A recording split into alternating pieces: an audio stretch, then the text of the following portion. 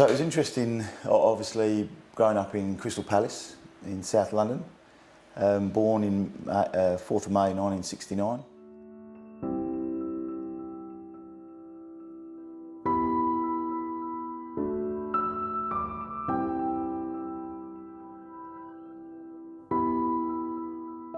And then obviously coming over here, I was actually, I'd actually just come back from a tour. I was with Crystal Palace Juniors and we'd been to France, Switzerland, West Germany, Luxembourg and Belgium.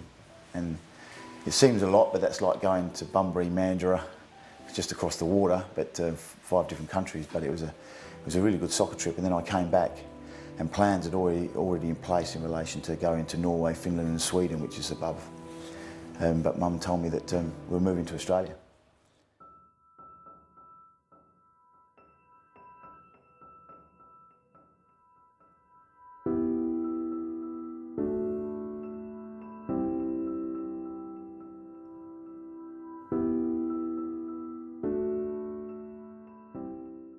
So I was 13 when we come over. Yeah, so for the first year I didn't do anything. I went to Kwinana High School and rode horses for my granddad. And then there was 2 good friends of mine who I'm still very good friends with today, and Kim Burton, who was playing Colts, and another guy by the name of Greg Townsend said to me, we need a tall man. I was also an athlete. I did decathlons back home in Crystal Palace, and as a kid, you do all the events as you do, and so I was a good high jumper. So they needed a ruckman, so I went down for 1 year and jumped up, patted the ball, tried to mark the ball and handballed it off to other players, and that was basically my first year of football.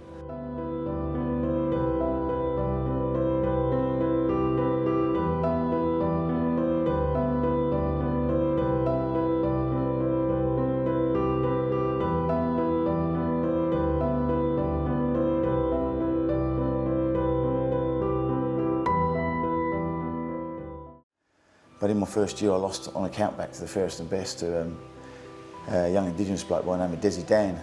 And I still remember it now, and I'm a competitive beast, as a lot of people know, and when I lost that first year to a fairest and best, I thought I'm going to stick it out again. So the next year I went up to Kwinana Colts and I got run up again for a 2nd year in a row, so I was starting to think that this game is really annoying. So I went back for a 3rd year, and that's when I won Kwinana Colts fairest and best, but I also won the Sunday Football League Colts fairest and best.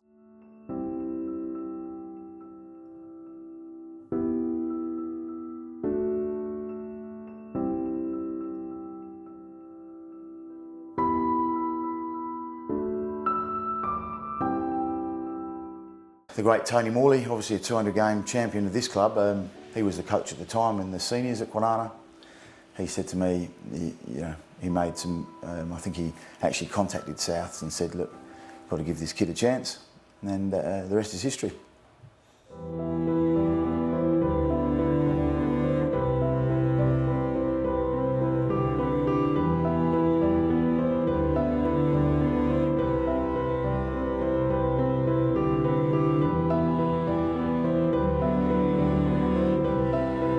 Atkins kicks inside 50 metres. Michael sets himself in front.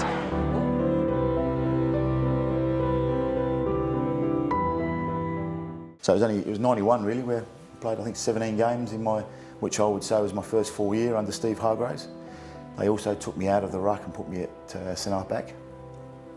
And I suppose that was the change that happened, that I knew that once I got in there, I wasn't going to mess it up. So I played 4 games of footy in the first 2 years of senior footy, and then 262 in the remaining 9 or 10 years. So it was a good, great career, loved it.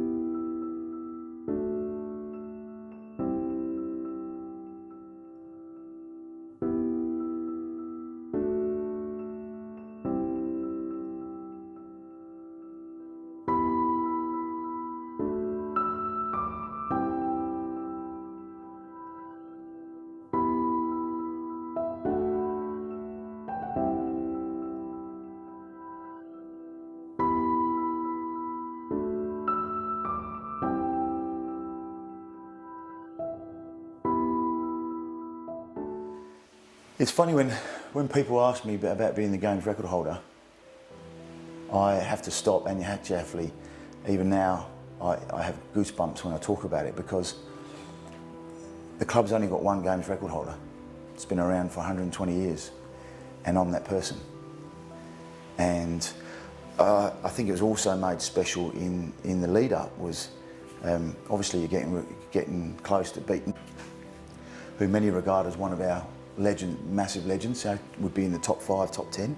And the good thing about Tom Grljusich never not wanted it to happen. And I think that was what made it really special, is that he spoke to me 3 or 4 weeks out and told me that you're going to do it. And I still really didn't believe it, I wanted it to happen. I really wanted it to happen, but I just didn't try to play it in my mind. But then the week leading up, Tom was at training, both training sessions on the Tuesday and the Thursday. And I think that's when it became real to me, that not only it's going to happen, but Tom really wanted it to happen. So that was even to tie with him, and then the following week to actually break it. And he was there, shook my hand, and I think that was the moment that I realised what was going on. And for him to be a part of it and make that so special, I've always thanked Tom for.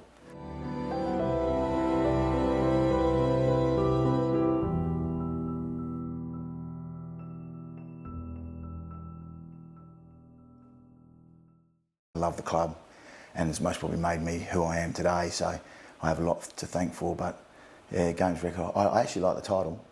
I quite like the games record old title.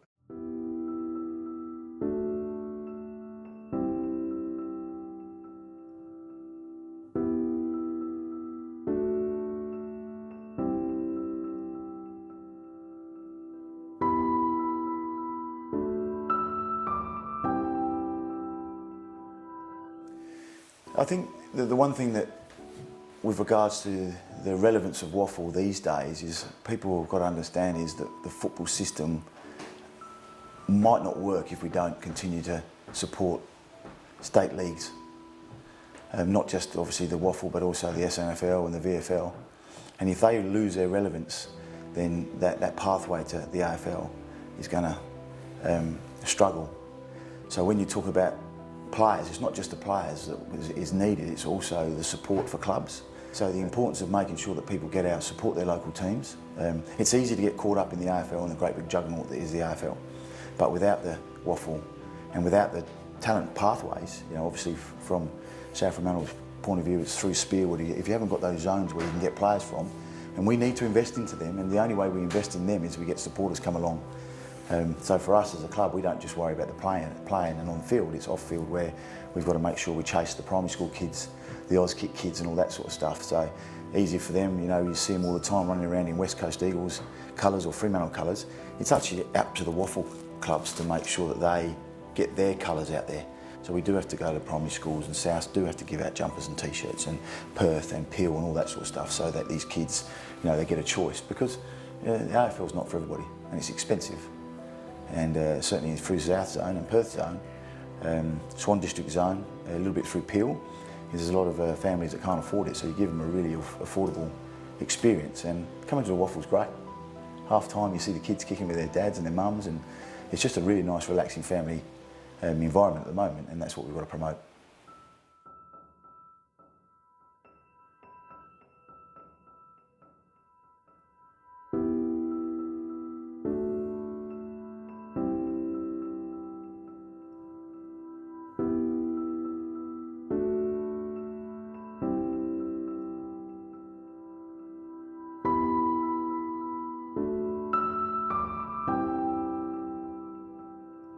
It's just the amount of people that make the atmosphere, that make the game.